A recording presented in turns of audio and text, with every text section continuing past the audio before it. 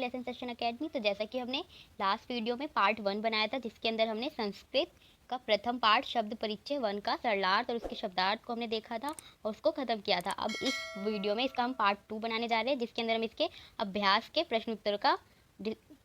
प्रश्नोत्तर को डिस्कस करेंगे। तो आइए देखते हैं।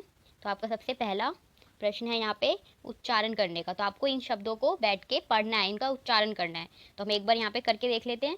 तो यहाँ पे आपको लिखा है सबसे पहले छात्र, गज, घट, शिक्षक, मकर, दीपक, मयूर, मृडाल, अश्व, सुख, मूषक, चंद्र, बालक, चालक, गायक। तो इसमें से कई सारे वर्ड्स आपको मिलते जुलते लग रहे होंगे हिंदी जैसे, तो उनके मतलब भी जो होते हैं वही होते हैं। जैसे छात्र का मतलब स्टूडेंट होता है, गज का मतलब हाथी होता है, घट का मतलब जो घाट होते हैं, दीपक मतलब दिया, शिक्षक मतलब टीचर, मयूर मतलब मोर, बिडाल मतलब बिल्ली होती है, अश्व मतलब घोड़ा, चंद्र मतलब जो चांद होता है उसको कहते हैं, मूषक मतलब चूहा होता है, गायक मतलब जो सिंगर होते हैं गाना गाने वाले। तो और बस वही वैसे ही मिलते जुलते हैं, बट आपको इनको बोल के प्रैक्टिस करनी है कि जब भी आपके यहाँ पे दो बिंदी यानी कि विसर्ग आ जाता है तो आपके स्वर में ह का जो है वो एंड में आना चाहिए, अंत में ह का स्वर। अब दूसरा क्वेश्चन है, दूसरे प्रश्न में आपको यही सेम चीज़ बोला है कि आपको चित्र देखना है, उसके चित्र के नीचे उसका जो शब्द लिखा है उस चित्र से रिलेटेड वो आपको देख के बोलना है। तो ये क्या है, कृषक यानी कि किसान। यहाँ पे आपको दिख रहा है पिक्चर में कि ये किसान है। दूसरा है वृषभ, तो यहाँ पे आपको दिख रहा है बैल को कहते हैं ये। भल्लुक यानी कि भालू, मंडूक मेंढक, कपोत कबूतर, पर्यंडक मतलब बेड यानी कि बिस्तर को कहते हैं।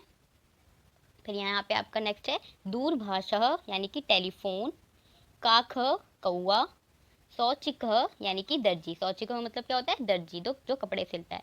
अब आपका दूसरा प्रश्न जो है इसके अंदर आपको वर्ण संयोजन करना है, मतलब जो भी आपको वर्ड दिया होता है, शब्द दिया होता है, उसको तोड़ के लिखा हुआ है और आपको उसको जोड़ के एक शब्द बनाना है। तो एक आपका यहाँ पे दिया हुआ है, सबसे पहले देखते हैं चषक का है। तो च, तो सबसे पहले आपको देखना है कोई भी यहाँ पे वर्ण लिखा है च, इसका मतलब क्या है, अगर वो सिर्फ च लिखा है उसके नीचे हलंत है, इसका मतलब वो आधा च है।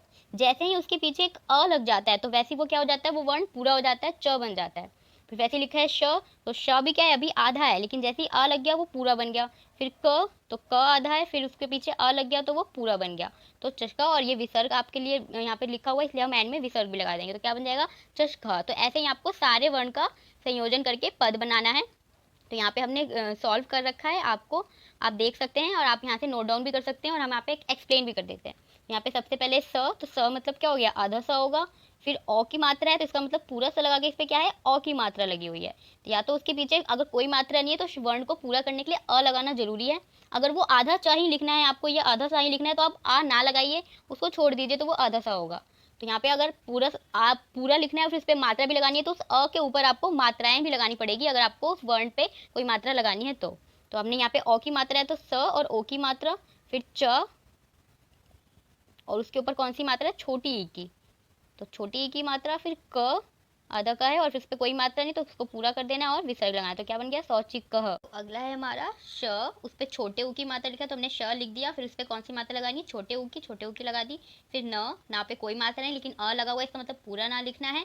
फिर क और का पे कौन सी मात्रा है, बड़े ओ की, तो शुनको, शुनको, तो इसका क्या बन गया, शुनको। नेक्स्ट है हमारा धवतः का क्या है, ध, तो हमने ध लिख दिया, फिर उस पे आ की मात्रा है, आकडंडा, फिर व, और व के पीछे आ लगा इसका मतलब व पूरा होगा।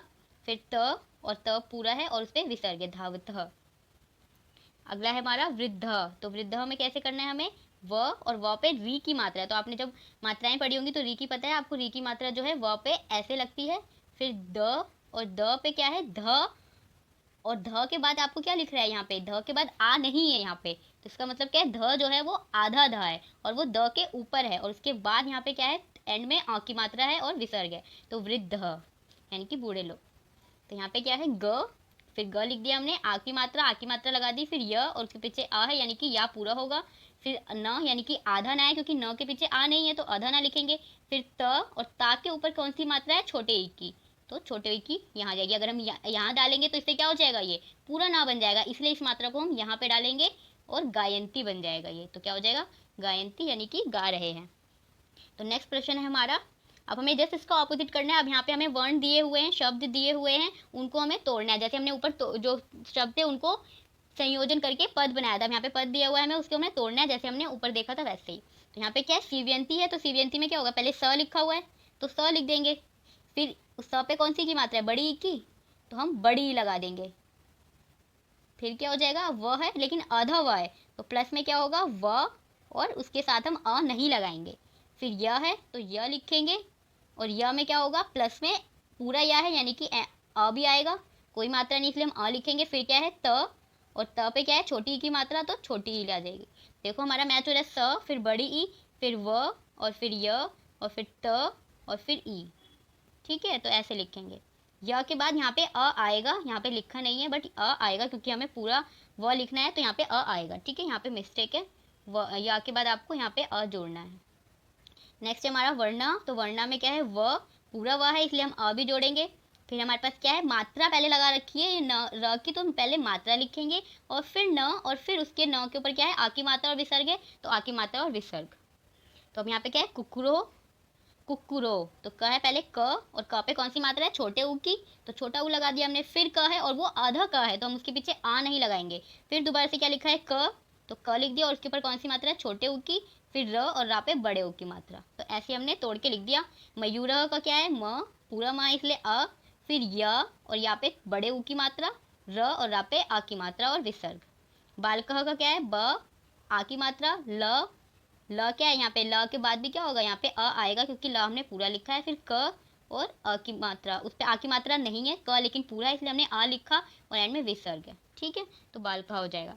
अब यहाँ पे क्या है, आपको रिक्त स्थान पूरे करने थे, तो यहाँ पे आपको पद लिखने एक तरह से, ये क्या है, एक वचन, एक वचन, द्विवचन और बहुवचन। तो इस आपको शब्द दिए हुए हैं उसके वचन डालने। तो आपको यहाँ पे क्या देखना है, अभी हमने ये नहीं पढ़ा डिटेल में, तो हम आगे देखेंगे आगे चैप्टर्स में, लेकिन यहाँ पे आपको एक पैटर्न दिख रहा होगा। जैसे चष्कह का क्या है, तो यहाँ पे जो शब्द है उसके पीछे विसर्ग लगा हुआ है एक वचन में, द्विवचन में क्या है, उसके पीछे अ लगाया। हमने देखा था एक वचन के लिए हम स यूज कर रहे थे, जब एक व्यक्ति की बात कर रहे थे, जब दो व्यक्ति की बात कर रहे थे तो हम उसके पीछे ऐतो लगा रहे थे, ओ की मात्रा लगा रहे थे, लेकिन जब बहुवचन की बात कर रहे थे तो हम सिर्फ विसर्ग लगा रहे थे। तो यहाँ पे हमें वैसे ही देखना है, चष्कह, चस्को, चस्कहा, तो वैसे ही बलिवर्दो यहाँ पे हमें दिया हुआ है, तो ये ओ की मात्रा लगी हुई है, तो यहाँ पे क्या होगा, सिर्फ विसर्ग आएगा बलिवर्दो में। यहाँ पे ओ की मात्रा हटा के क्या बचेगा, बलिवर्दो, तो र तो बचेगा ही, और विसर्ग लगा देंगे। तो इसमें क्या होगा, शब्द के साथ विसर्ग आएगा, इसमें जो शब्द है उसके साथ ओ की मात्रा आएगी, और इसमें क्या होगा, शब्द के साथ विसर्ग आएगा। ठीक है, और अ की मात्रा भी आएगी। तो यहाँ पे क्या चष्का शब्द था, विसर्ग, ओ की मात्रा, और यहाँ पे क्या है, अ की मात्रा और विसर्ग, ये दोनों चीजें आएंगी। तो यहाँ पे क्या है, सिर्फ और सिर्फ ओ की मात्रा है, और इस लाइन में क्या है, विसर्ग है। तो आपको ऐसे सारे शब्दों का बनाना, जैसे यहाँ पे बलिवर्द है, विसर्ग लगा दिया, ओ लगा दिया, और यहाँ पे आ का डंडा और विसर्ग लगा दिया। शुनुकह का क्या है, सिर्फ विसर्ग, यहाँ पे ओ की मात्रा, और यहाँ पे क और विसर्ग, तो डंडा और विसर्ग। तो यहाँ पे क्या हो गया, वैसे हमें सब में फॉलो करना है। तो यहाँ पे क्या होगा, ये हमने ऑपोजिट लिख दिया, ये इधर आएगा और ये इधर आएगा, तो मृग यानी कि विसर्ग, और फिर ओ की मात्रा जो है वो इधर आएगा, इसको आप एक्सचेंज करके लिख लीजिएगा। और यहाँ पे क्या है, मृग यानी कि आ का डंडा, आ की मात्रा और विसर्ग, सेम आपको नीचे भी फॉलो करना है।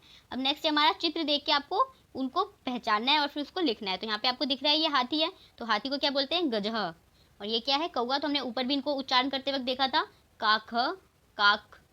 और ये क्या है, चंद्रमा, तो चांद दिख रहा है आपको, तो चंद्र, चंद्र। यहाँ पे आपको ताला दिख रहा है, ताल। और ये क्या है, वृक्ष, ये भालू नहीं है, कोई और जानवर है, मुझे भी नहीं पता, आप ढूंढ के बताइएगा। ये क्या है, बिल्ली है, तो इसे हम बिडाल बोलते हैं। यहाँ पे आपको चित्र में दिख रहा है कि क्या हो रहा है, आपको उसका उत्तर लिखना है। यहाँ पे सबसे पहले आपको लिखा हुआ है बालक किम करोति, यहाँ पे बालक क्या कर रहा है, बालक पठति, बालक पढ़ रहा है। वैसे आपको यहाँ पे क्या दिख रहा है, पूछा गया अश्वो किम करुथ, तो अश्वो, यहाँ पे दो अश्व है इसलिए ओ की मात्रा लगा है अश्वो, तो आपको उसी फॉर्म में आंसर भी देना है, अश्वो धावत, अश्व क्या कर रहे हैं, दोनों दौड़ रहे हैं। यहाँ पे क्या है, कुकुरहा किम करो कुरवंती, तो यहाँ पे कुकुरा यानी कि कुत्ते जो है वो क्या कर रहे हैं, यहाँ पे कुत्ते भौंक रहे हैं, तो कुकुरहा भुकंती। यहाँ पे छात्रो किम कुरत, छात्र क्या कर रहे हैं, छात्रो गायत, एक से ज्यादा, यहाँ पे दो छात्रों की बात हो रही है इसलिए स्पेशली आपको देखा नोटिस करने, यहाँ पे ओ की मात्रा लगी हुई है दो के केस में। छात्रो गायत, तो छात्र यहाँ पे गा रहे हैं। कृषक किम करोति, किसान क्या कर रहे हैं, कृषक क्षेत्र कर्षंती, यानी कि किसान खेत जोत रहे हैं, किसान यहाँ पे क्या कर रहे हैं, खेत जोत रहे हैं। गजो किम कुरत, जो हाथी यहाँ पे क्या कर रहा है, गजो चलत, हाथी चल रहे हैं। अब यहाँ पे क्या आपको जो यहाँ पे पद लिए हुए हैं कुछ, और यहाँ पे वाक्य में जो उसका हम वाक्य बना के उसको मैच करना है। तो सबसे पहले आपको देखना है गजह। गजह मतलब हाथी। हाथी क्या करेगा? हाथी चलेगा। तो गजह चलंती। चलंती का मतलब क्या होगा? चलने से होगा। तो आप इसको कॉमन सेंस के तौर पे भी आप इसको मैच कर सकते हैं। सिंहो मतलब सिंह यानी कि शेर। तो शेर क्या करता है? शेर गरजता है। तो सिंहो गर्जथ। गायक। गायक क्या करेंगे? गाना गाएंगे। तो गायक गायती। बालको क्या करेंगे? बालक हमेशा पढ़ने का काम करेंगे। जैसे आप पढ़ रहे हो तो बालको पठत। मयूर यानी कि मोर। मोर क्या करता है? मोर नाचता है। तो मोर नृत्यंती। अब यहाँ पे आपको क्या करना है? आपको रिक्त स्थान पूरे करने हैं। तो रिक्त स्थान के लिए आपको ऑप्शंस दिए गए हैं, और आपको उसके अकॉर्डिंग रिक्त स्थान पूरे करने हैं। तो आपको दिख रहा है यहाँ पे मयूरा। सेम सेम एग्जाम्पल सब क्वेश्चन में रिपीट हो रहे हैं, तो आप इसको इजीली सॉल्व कर सकते हैं। मयूरा मतलब मोर। तो मोर क्या करेगा? मोर नाचते हैं। तो मोर नृत्यंती। तो ये हो जाएगा क। ख हमारा क्या है? गजो। तो गजो क्या करते हैं? चलने का काम करते हैं, क्योंकि गजो क्या होते हैं? हाथी होते हैं, बहुत हैवी होते हैं उनकी बॉडी, तो वो भाग नहीं सकते, तो वो सिर्फ चलने का काम करते हैं। तो गजो चलत। तो ये हो गया ख का। वृक्ष। वृक्ष क्या करते हैं? हमें फल देते हैं। तो वृक्ष फलंती। ये हो गया ग का। फिर सिंहो। सिंह क्या करते हैं? शेर का काम करते हैं गरजने का। तो सिंह गर्जतः। तो ये हो गया घ का।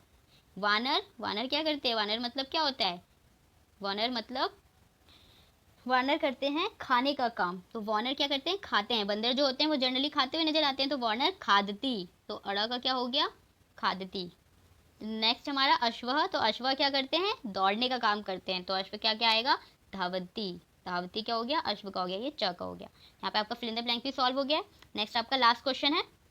तो इसमें आपको क्या करना है? स, तो और ते। हमने देखा स जो है वो सिंगल यानी कि एक व्यक्ति के लिए या एक चीज के लिए यूज होता है। तो जो है वो दो द्विवचन के लिए यूज होता है, और ते जो है ये बहुवचन के लिए यूज होता है। तो इसका आपको देखते हुए यहाँ पे सर्वनाम पद ये जो है लगाने हैं। जैसे कि यहाँ पे सबसे पहले एग्जाम्पल में आपको दिया हुआ है, यहाँ पे क्या लिखा है? अश्व धावती। तो अश्व क्या कर रहे हैं? दौड़ रहे हैं। तो अश्व को हम क्या लिख सकते हैं? स, क्योंकि अश्व हमें एक ही अश्व बोला गया, अश्वो नहीं बोला गया, वरना हम यहाँ पे तो लगाते। तो यहाँ पे हमारा पहला क्या है? गजह। तो गजह हमारे एक ही गजह बोला है, एक से ज्यादा गजह बोला है। यहाँ पे एक से ज्यादा गज नहीं बोला, गजह बोला। यहाँ पे आपको देख रहे हैं ना, आ का डंडा और विसर्ग है, तो ये बहुवचन का सिंबल है। तो बहुवचन के लिए हमें क्या लगाना है? ते। तो यहाँ पे क्या आ जाएगा? ते। छात्रो पठता। तो छात्रो है, ओ है, यानी कि वो दो छात्रों की बात कर रहा है। तो हमें यहाँ पे क्या लगाना पड़ेगा? द्विवचन के लिए तो जो है हमारा वो द्विवचन के लिए है। तो ये हमारा ये द्विवचन के लिए है तो, और बहुवचन के लिए ते। वानरा। तो वानरा में भी एंड में आप देख रहे हैं आ का डंडा और विसर्ग है, यानी कि बहुवचन की बात हो रही है। तो यहाँ पे भी क्या आएगा? ते आएगा। गायक गायती। तो गायक ना तो आपको यहाँ पे ओ की मात्रा दिख रही है, ना ही आपको आ का डंडा और विसर्ग दिख रहा है, सिर्फ और सिर्फ विसर्ग दिख रहा है। तो ये आपको क्या इंडिकेट कर रहा है यहाँ पे? कि ये सिंगल है, यानी कि सिंगल वचन है, यानी कि एक वचन है। तो एक वचन के लिए हमें क्या यूज करना है? स। तो यहाँ पे आएगा स गायती। मयूर नृत्यंती। तो मयूरा क्या यहाँ पे आपको एंड में दिख रहा है? आ की मात्रा और विसर्ग। तो ये बहुवचन है, तो बहुवचन के लिए हम क्या यूज करेंगे? ते। तो आपको इसका आंसर यहाँ पे आपको मिल जाएगा। यहाँ पे आपको लिखे हुए हैं, अगर आपको नोट डाउन करना है तो आप नोट डाउन कर सकते हैं। तो इसी के साथ आपका अभ्यास भी खत्म होता है। हमने फर्स्ट चैप्टर यानी कि प्रथम पाठ जो है संस्कृत का, वो खत्म कर लिया है। तो ओके स्टूडेंट, अगर आपको पसंद आया हो तो प्लीज़ चैनल को सब्सक्राइब कीजिए, वीडियो को अपने फ्रेंड के साथ शेयर कीजिए, और आपको कुछ भी ना समझ में आया तो प्लीज़ कमेंट सेक्शन में हमसे पूछिए। Okay, thank you. मिलते हैं नेक्स्ट चैप्टर में, नेक्स्ट वीडियो में।